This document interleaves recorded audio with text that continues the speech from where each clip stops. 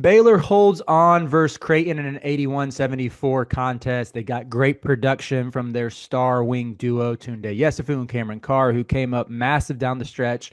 Obi Agbum carried them in the first half, got great production out of Dan Skillians as well. Creighton, on the other hand, they fell back big early. Dion, I was about ready in that first half watching this game. I think Creighton got down by as many as 13, I want to say.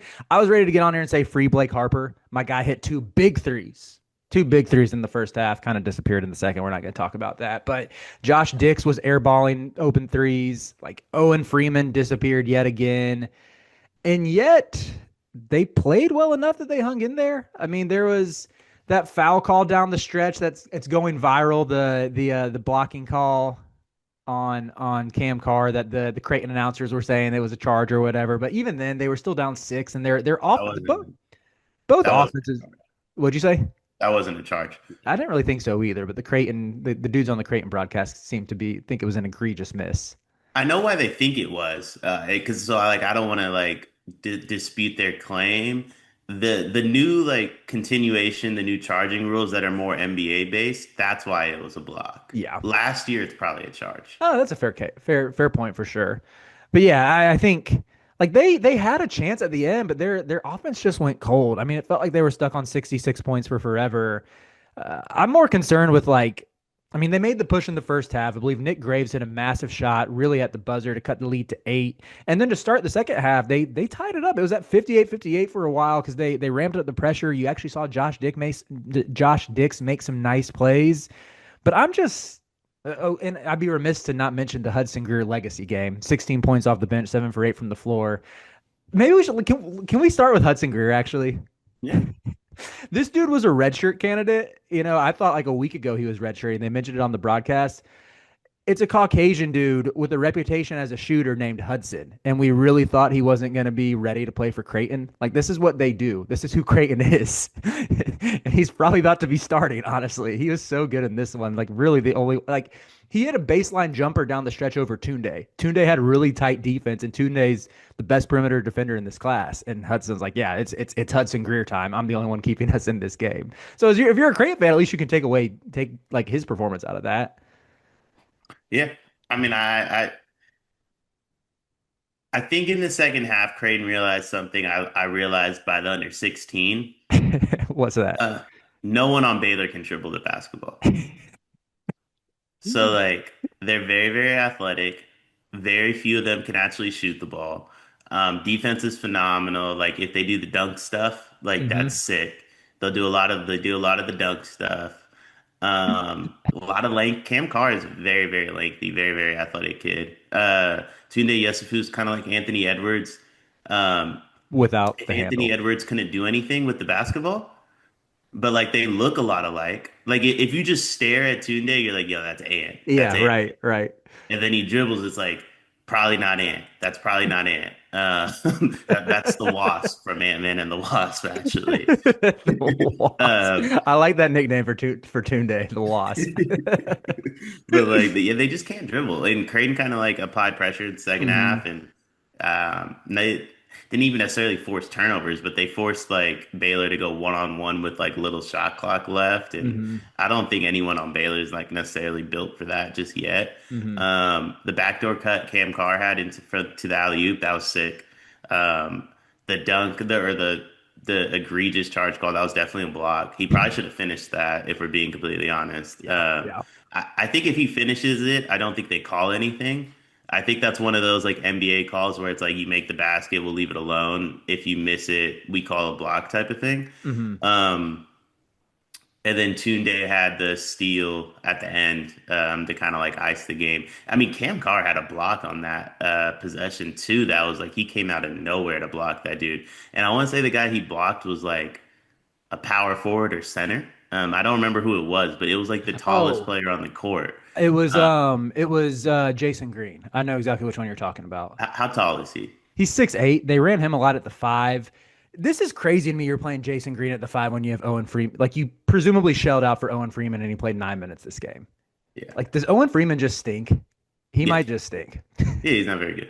That's yeah, but I know exactly what you're talking about. I thought like Carr and Yesufu were massive down the stretch, and even if even if the Wasp, when you watch him when you watch him dribble, he's very clearly not Ant.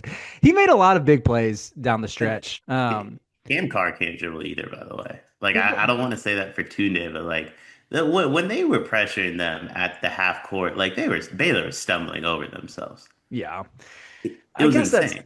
yeah. I mean, to your point, Baylor just had 5 assists, only 15 made baskets in the second half, 36% from the field. So it was not necessarily an offensive masterclass.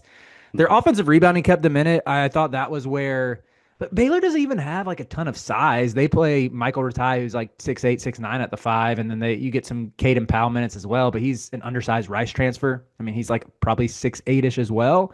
And they completely punked Creighton on the glass. That was really their only form of offense. That I will say with Cam Carr, like you're not really occasionally you can get to that like one dribble pull up but I do think he's best when you reverse the ball to him and he can attack a closeout and just relentlessly pressure the basket. That's when he looks best. And like you put it, when he gets the dunky dunks that are pretty sick and pretty fun. But yeah, I see your like any sort of limitations you could envision for this Baylor team with the lack of shot creation.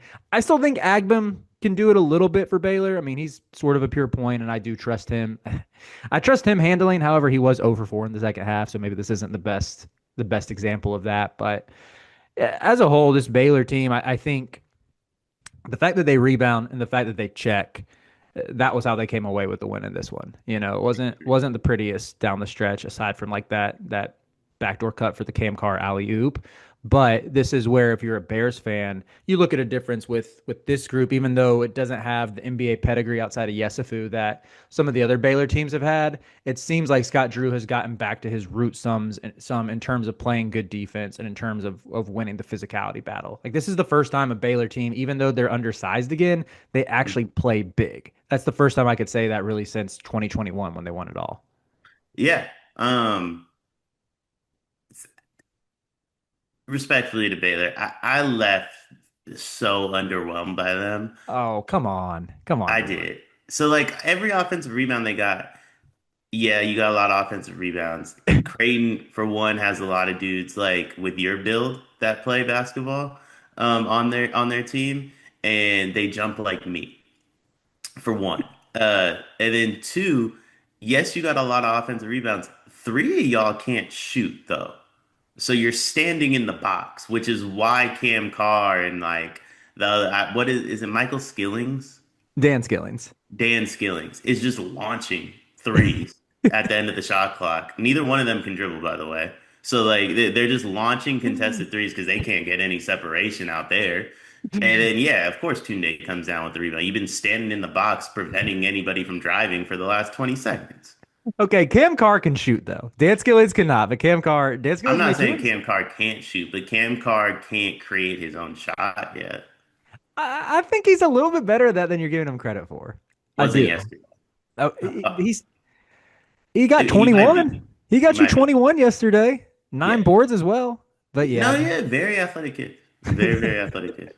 Very athletic kid. Can we pile on Creighton a little bit more? I'm just very disappointed by this team. Yeah, well, they stink.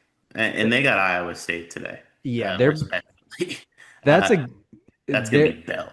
how badly do you think Iowa State out rebounds Creighton? Do they win that rebounding battle by like 30? So here's the thing with Iowa State. They can dribble. Let's get one thing unequivocally clear. Iowa State can dribble said basketball, and if Baylor could dribble the basketball, they would have won this game by 30. So you think it might be curtains quickly for Creighton when they Yeah, play I Iowa State? think if Creighton's lucky to be involved in this game in the second half, like if who's running the players there? It's a good question. Like, who's the sponsorship? Yeah, this feels like is it like Riyadh season? I have no idea. I have no idea either. Whoever's running the players there might call Creighton and be like, "You guys can head home." Like we've seen enough. Hold on, let me see where I need to find who's running it. All I see is Players Era Festival. Hold on, hold please. Google search for who is running the Players Era. Well, whoever it is has a lot of money, so salute to them. They have enough money. It's an Ever Wonder Studio company. Got it. Is that right? That feels made up. Are you trying to like play a game with me right again? I am not. But what if ever whoever the CEO of Ever Wonder Studio is says like, "Hey, we got plenty of money. We'll cut you a check. Just go home." I think that's what's gonna happen. I'm sad because I like bought all the way into this team in the offseason. I thought Owen Freeman, I just thought McDermott like getting into a better system than whatever Fran McCaffrey was running the past 2 years at Iowa. I just thought both he and Josh Dix had another level to climb, and they very clearly did not. I just want to know so bad. Like I didn't watch McDermott's presser afterwards. If there are any Creighton fans who tune in, please let me know. Is anyone asking him about like why your prized center recruit who left his team mid-season to presumably join yours played 9 minutes in this game? Like like Jason Green is a wing and he's having to play the five because Owen Freeman's been that bad. Yeah. It's Stinks. they're very bad. They are playing very bad right now. Yeah, I'm not even gonna try to say they get it together against Iowa State. If you're a Creighton fan, you just gotta hope you hang in for the first half. That's Uh, I think that's the best case scenario. I don't see them winning this one. I don't see them hanging in for the first half.